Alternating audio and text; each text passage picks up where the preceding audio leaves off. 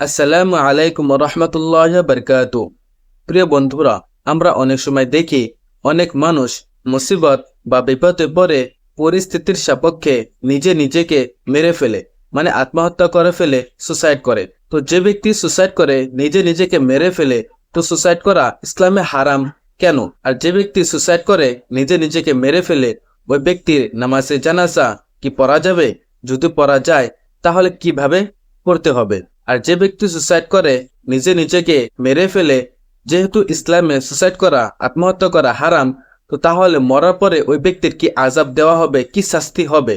তো আজকে এই কয়টা প্রশ্নের উত্তর দিব কোরআন এবং হাদিসের দলিল দিয়ে। তো ভিডিওর শেষ পর্যন্ত সাথেই থাকুন, ইনশাআল্লাহ অনেক কিছু শিখতে পারবেন। তো এক নম্বর প্রশ্ন হলো যে ইসলামে সুসাইড করা হারাম কেন? তো কোরআন কারিমে সূরা নিসার মধ্যে আছে, আল্লাহ তাআলা বলেন, ওয়ালা তাকতুলু আনফুসাকুম ইন্নাল্লাহা কানা বিকুম রহিমা, মানে তোমরা নিজের প্রাণ নিও না, কারণ আল্লাহ তাআলা তোমাদের উপর রহম করেনেওয়ালা। তো আল্লাহ তাআলা স্পষ্টভাবে বলতেছেন যে তোমরা নিজের প্রাণ নিজে নিও না, মানে নিজে আত্মহত্যা করো না। যেহেতু আল্লাহ তাআলা কোরআনে কারিমে স্পষ্টভাবে আমাদেরকে বারণ করেছে আত্মহত্যা করার জন্য, সেই জন্য ইসলামে আত্মহত্যা করা হারাম। তো আশা করি এক নম্বর প্রশ্ন আপনারা ভালো করে বুঝতে পারছেন। দুই নম্বর প্রশ্ন হলো, যে ব্যক্তি সুসাইড করে, আত্মহত্যা করে মারা যায়, ওই ব্যক্তি নামাজে জানাজা কি পড়া যাবে? যদি পড়া যায় কিভাবে পড়তে হবে?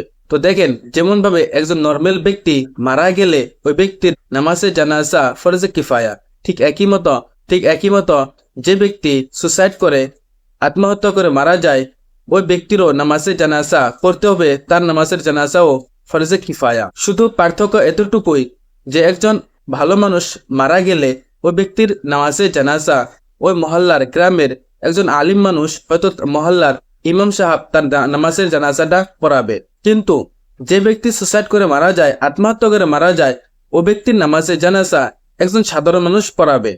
ওই ব্যক্তির নামাজে জানাজা একজন আলিম মানুষ, একজন সম্মানীয় মানুষ পড়াবে না।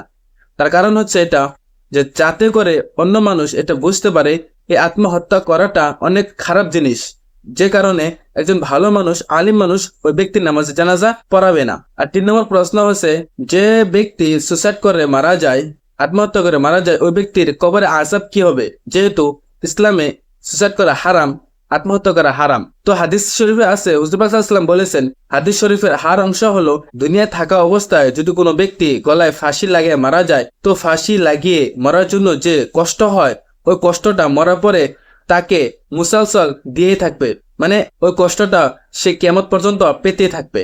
আর যদি কোনো ব্যক্তি দুনিয়া থাকা অবস্থায় চাকু দিয়ে নিজের গলা কেটে মারা যায়, তো চাকু দিয়ে গলা কাটার যে কষ্ট, যে বেদনা, তো মরার পরে ওই ব্যক্তির কিয়ামত পর্যন্ত ওই চাকুতে নিজের গলা নিজে কাটতেই থাকবে, ওই কষ্টটা সে কিয়ামত পর্যন্ত পেতে থাকবে।